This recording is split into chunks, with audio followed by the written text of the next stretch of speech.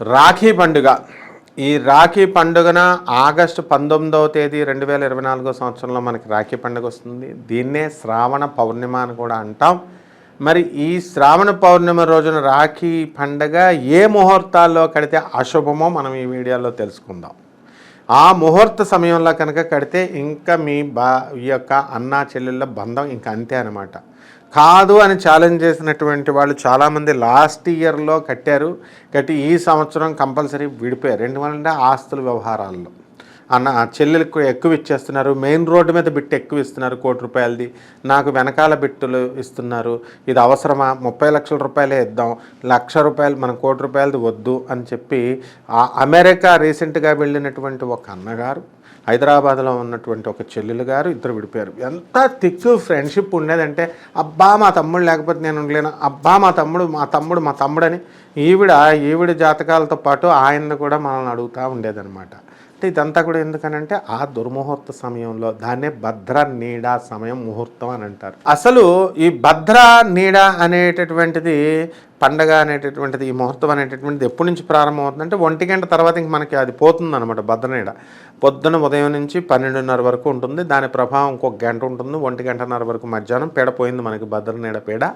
అయితే తర్వాత నుంచి ఇంకంతా కూడా శుభముహూర్తం కాబట్టే అన్నా చెల్లెళ్ళు అందరూ కూడా ఈ సమయం అక్కా తమ్ముళ్ళు వీళ్ళంతా కూడా మధ్యాహ్నం 1 గంటన్నర తర్వాత రాఖీ పండుగను కట్టుకుంటారనమాట.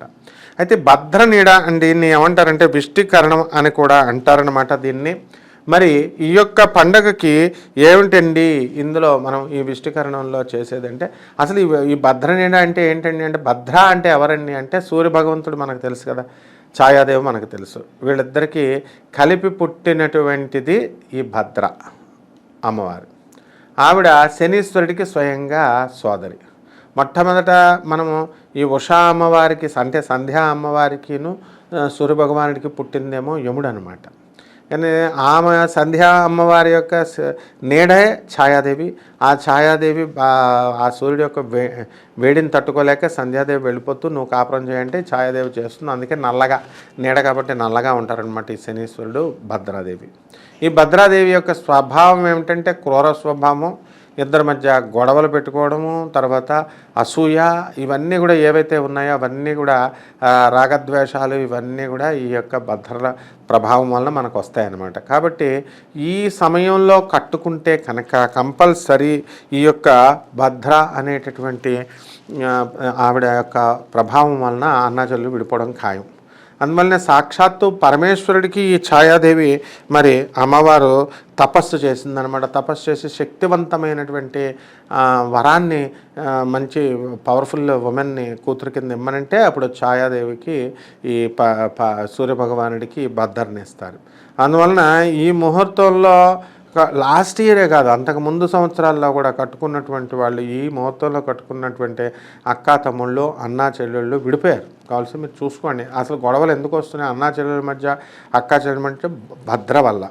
ఈ భద్ర ఎలా పనిచేస్తుంది అంటే వీళ్ళకి లోభత్వం, శనీశ్వరుడు అంటే మందత్వం కదా మనకు తెలుసు, గొడవలు కలహాలు ఇవన్నీ కూడా.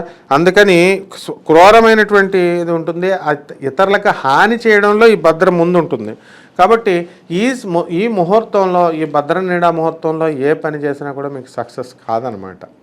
కాబట్టి దీనికి ఉదాహరణగా నేను చెప్తాను. ఇప్పుడు సంబంధం లేని వాళ్ళు అన్న అని చెప్పి వెళ్ళి కడుతుంటే ఆ రాఖీ డబ్బులైన వాళ్ళగా ఇస్తున్నారు, బయట వాళ్ళు ఇస్తున్నారు. కానీ సొంత అన్నలు సొంత చెల్లెలు నేను చూస్తున్నాను మనవాళ్ళే కదా అని చెప్పేసి వీళ్ళు ఏం చేస్తున్నారంటే ₹100 కూడా ఇవ్వడం లేదు. అది వాళ్ళ తర్వాత వాళ్ళ వెనక చెప్పుకుంటున్నారనమాట. మీరు అనుకోరు అక్క చెల్లెళ్ళు మరి ఇవ్వడం లేదని చెప్పేసి. వాళ్ళు మా తమ్ముడు ₹100 కూడా ఇవ్వడానికి చచ్చిపోతాడండి అని చెప్పుకున్నటువంటి అక్క తమ్ముళ్ళు మేము చూసాం, అక్కల్ని చెల్లెళ్ళని. కాబట్టి చక్కగా మీరు ఒక సాఫ్ట్వేర్ ఇంజనీర్లుగా పిల్లలు కొన్నాం గేటెడ్ కమ్యూనిటీలో అంటారుగా, మరి వీళ్ళు కూడా పిసినార్తనంగా ఏదో ₹100 పెట్టి రాఖీ ఇచ్చేస్తే మనం ఒక 500 ఇస్తారులే అన్న ధోరణిలో కాకుండా ప్రేమతో ఇవ్వండి. వాళ్ళు కూడా మీరు కూడా ఒక ₹1,00,000 దాకా ఇవ్వండి అయ్యా, చక్కగా ఒక 50,000 ₹1,00,000 చక్కగా రాఖీ కట్టడానికి ఇవ్వండి. అంతేగాని చెల్లెళ్ళు అక్కలు రాఖీలు కట్టడానికి వస్తే పారిపోకండి. మరి ఎప్పుడైతే వీళ్ళు మీరు భారీగా మీరు చేస్తారో భారీగా వాళ్ళు ఆశీర్వదిస్తారనమాట. అందువల్ల ఇక్కడ ఛాయాదేవికి కుమార్తెకి ఉన్నటువంటి లక్షణం ఏంటంటే ఎవరైతే చెల్లెల్ని రెస్పెక్ట్ చేస్తారో, ఎవరికైతే చెల్లెళ్ళకి అక్కలకి బాగా ఇస్తారో పేదవాళ్ళకి బాగా ఇచ్చుకుంటారు, అందులో డౌట్ లేదు. ఎప్పుడు కూడా పేదవాళ్ళని ఆక్షేపించకూడదు, ఉన్నంతలో చక్కగా ఇచ్చుకుంటారు. ఈ ధనవంతులే కొంచెం ఎక్కువ మైజర్స్ అయిపోతారనమాట, డబ్బులు ఎక్కువ రావడం వల్ల. సో ఈ ఎవరైతే మీ అక్కలు చెల్లెలు they will expect something from you people.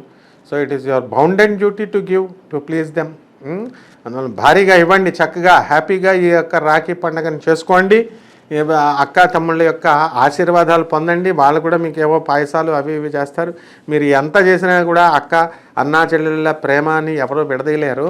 ఆ తర్వాత ఈ వాళ్ళ అనుబంధాన్ని ఎవరు కూడా ఆపలేరు అన్నమాట. మేము మాట్లాడం అని అడుగుతారు. మరి అడిగిన వాళ్ళు మళ్ళీ కొన్ని రోజుల తర్వాత వాళ్ళు కలిసిపోవడం అనేటటువంటిది జరుగుతుంది. ఈ బేస్ ఏంటంటే ముందు పాపం పెళ్లి చేసుకున్న వదినల మీదకి మరదళ్ళ మీదకి వస్తుంది అనమాట. అన్న పెళ్ళాల విడదీసేశారేమో అని కాదు, ముందు ఫస్ట్ విలన్స్ ఈ అన్నా చెల్లెళ్ళే అనమాట. కాబట్టి వీళ్ళే ఆస్తుల కోసం కొట్టుకునేది వీళ్ళే, మళ్ళీ కలుసుకునేది వీళ్ళే. ఇదంతా భద్రనీడ ప్రభావం అన్నమాట.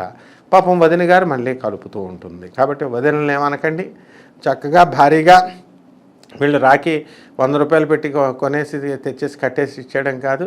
వాళ్ళు మరి మీకు 10,000 20,000 పెట్టిస్తారు. కాబట్టి మీరు కూడా చెల్లెళ్ళు కూడా చక్కగా డబ్బున్న వాళ్ళేగా ఇద్దరును, శుభ్రం మీరు కూడా 10,000 పట్టుకెళ్ళి పట్టుచీర కొని మీ వదినకి ఇవ్వండి. మీ వదినకి ఇస్తే వాళ్ళు ఒక రాఖీతో పాటు ఇస్తే మీ వదిన దగ్గరుండి దానికి డబల్ ఇప్పిస్తుంది అనమాట మీ అందరికీ కూడా.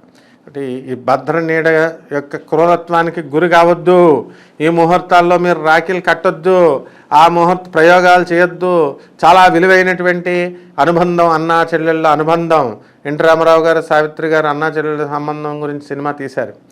మరి చక్కగా ఆవిడ చనిపోతే వెంటనే నెక్స్ట్ మూమెంట్ అన్నగారు కూడా చచ్చిపోతాడు అనమాట. అంత అపురూపంగా ఉండేవి అన్నా చెల్లెల సంబంధాలు. ఇప్పుడు నిర్వీర్యమైపోయినాయి, ఇప్పుడు మెటీరియలిస్టిక్గా తయారైపోయారు, విషపూరితమైపోయినాయి అన్నా చెల్లెళ్ళు, అక్క తమ్ముళ్ళ కబుర్ల వరకే పరిమితం అయిపోయింది. వేరే లెవెల్లో ఎన్టీఆర్ సావిత్రి లెవెల్లో నటించేస్తారు పైకి ఎంతో ప్రేమగా ఉన్నట్టు. అలా చేయకండి, సహజంగా ప్రేమించండి, సహజంగా ఉండడానికి ట్రై చేయండి.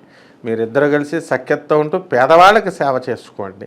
అప్పుడు మనకి భద్రా నీడ అమ్మవారు, ఆమె భద్రా అమ్మవారు మిమ్మల్ని బ్లెస్ చేస్తుంది. లేకపోతే కాసుకొని కూర్చుంటుంది భద్రా అమ్మవారు. శనీశ్వరుడు సోదరు ఆమె. శనీశ్వరుడు వస్తుంటే మొత్తం దేవతలందరూ పరార్. వాడు ఎవడైనా సరే, విష్ణుమూర్తి అయినా శివుడైనా ఎవడైనా సరే, శనీశ్వరుడు పవర్ అది. మరి ఆయన పవర్ఫుల్ చెల్లెలే ఉంటుంది కదా పవర్ఫుల్ పర్సన్కి, నీడ భద్రాదేవి.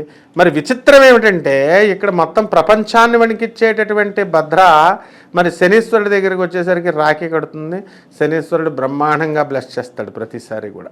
కాబట్టి వాళ్ళ అన్నా చెల్లెళ్ళు చాలా ఆప్యాయంగా ఉంటారు వాళ్ళు. ఆమె జోలికి వచ్చాడు కాబట్టే చంద్రుణ్ణి క్షయవ్యాధి వచ్చేలాగా చేసేస్తాడు శనీశ్వరుడు. పట్టుకుంటాడు అనమాట, పట్టుకుని టోటల్ వాడిని. అందుకనే అప్పటి నుంచే శని చంద్రులు ఇద్దరు శత్రువులు అయ్యారు జ్యోతిషరీత్యా. ఎందుకనంటే ఆమె నీళ్ళల్లో దాక్కున్నటువంటి ఆమెను కూడా ఆ నీళ్లు కరిగించేసి ఆ యొక్క చంద్రుడు ఐడెంటిఫై చేసి భద్రని వెంటాడుతాడు కామంతో.